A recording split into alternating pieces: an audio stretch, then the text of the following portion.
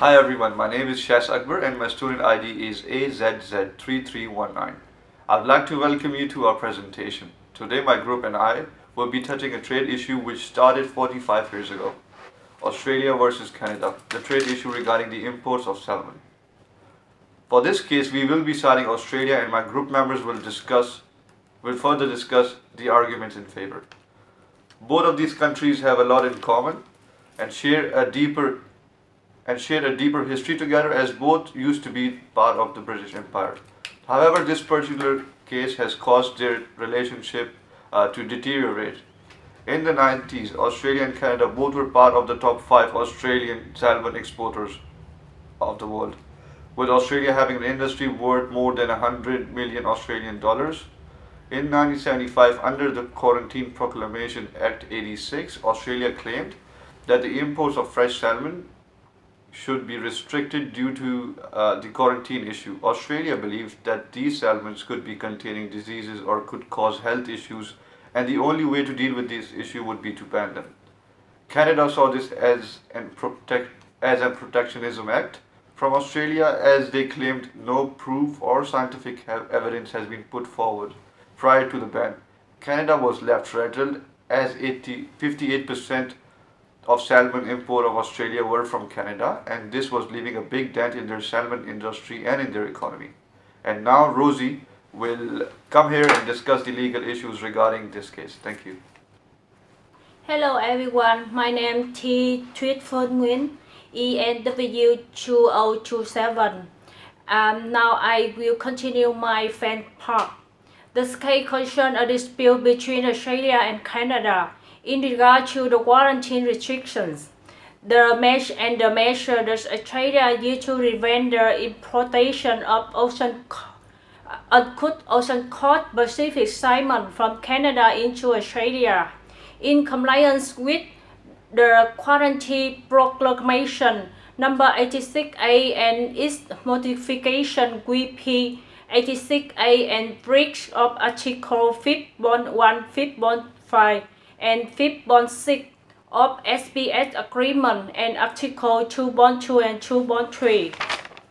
The Canada claimed before the promulgation of VP 86A, no restriction on the importation of uncooked, wild other ocean-caught Pacific salmon products were imposed in Australia. After VP 86A has implemented, uncooked salmon such as fresh shell or frozen salmon cannot be imported. Canada has required to access to the Australian market for uncooked salmon. Australia conducted an analysis about associated health risks for ocean-caught Pacific salmon, which recommended to keep the recent quarantine policies for uncooked salmon products. Canada claimed that the category of salmon Australia conducted the analysis should be distinguished from the other categories of Canada's salmons. Canada complained against Australia imported restrictions have breached Article 5.1, 5.5 and 5.6 of WTO SPS and claimed that Article 2.2 and 2.3. Now my friend Maureen continue my part. Hi, my name is Marinanta Yuliarlina Situmarang, my student ID UP 2006. In this part, I'm going to mention the arguments between Canada and Australia. Let's start from the Canada side. As Canada objected to the restriction, the argument was about that there was no proof that fresh salmon import from Canada was unhealthy. And it sounds like the Australia restriction is like so objective. Subjective. And also Canada also thought that the ban purpose related to protectionism of Australia's products, where Australia also imports to other countries such as Japan. As we are on the Australian side, as Australian arguments that the ban is regarding to the restriction that was a part of a quarantine measure that in 1996 Australian Quarantine Inspection Service in terms of protecting health, from disease through imported salmon. Actually, this restriction was imposed in 1975 already. Moreover, it has been known that salmon, especially Atlantic salmon, is the popular fish produced by aquaculture in Australia, such as Tasmania, Victoria, and South Australia. The other side, Australia has the right to set up the level of protection by themselves and to prevail measures in accordance with the international standards to reduce risk into the lowest level. On the other side, Australia allowed the imports of cooked salmons, including that had been smoked or canned, which could minimize the risk of disease. So, as Australian sides, I emphasize that the arguments from Australia about that is more than like to protect their health from the disease, and also the Australia already has set up their own level of the protection. Thank you. Now I'm going to pass to my friend for the next part. My name is Sheng Hugh Lee. My student number is E02178. On today, I would like to talk about the WTO decision. Okay, the WTO made the decision in favor of Australia is based on two findings.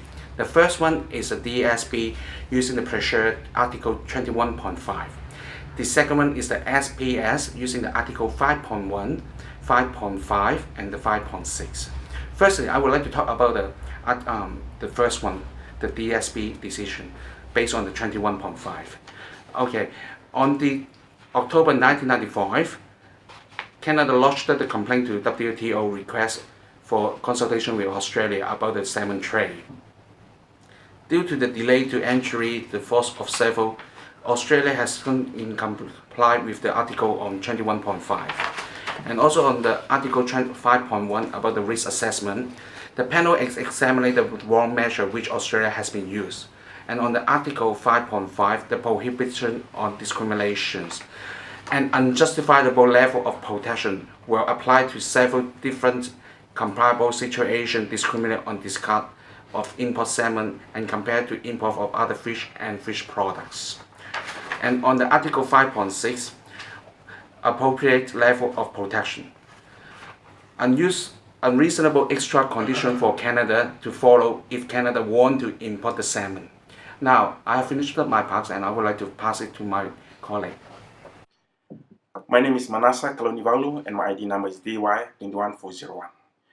The significance of this case is that it is the first dispute under SPS agreement on animal quarantine. SPS is the application of sanitary and phytosanitary measures. So in this case, the appellate body affirms sovereign rights of WTO members to determine their own appropriate level of protection. The other reason of the significance is that it highlighted the broad reach of WTO rules into the areas of national decision making that are traditionally held to be executive, preserve national government, which means that the WTO uphold the Australian governments that the SPS agreement did not require WTO members to express their appropriate level of protection in quarantine. The other reason is the significance is that it needs a reform on WTO jurisprudence, whereby the appellate body have increasingly interfered in sensitive democratic process that cut to the very heart of the ideas of sovereignty.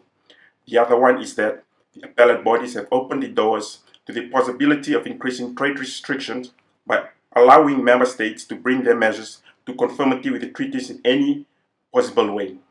The last critics is that it adopted a narrow approach in interpreting and applying the treaty provision, an approach that is obscure, where it's been criticized by other WTO members. And the last one, which is another significance, is that it raised dispute regarding Commonwealth and state issues, whereby the Tasmanian government has the right to protect and introduce its own quarantine ban for the protection of its own citizens. Thank you so much.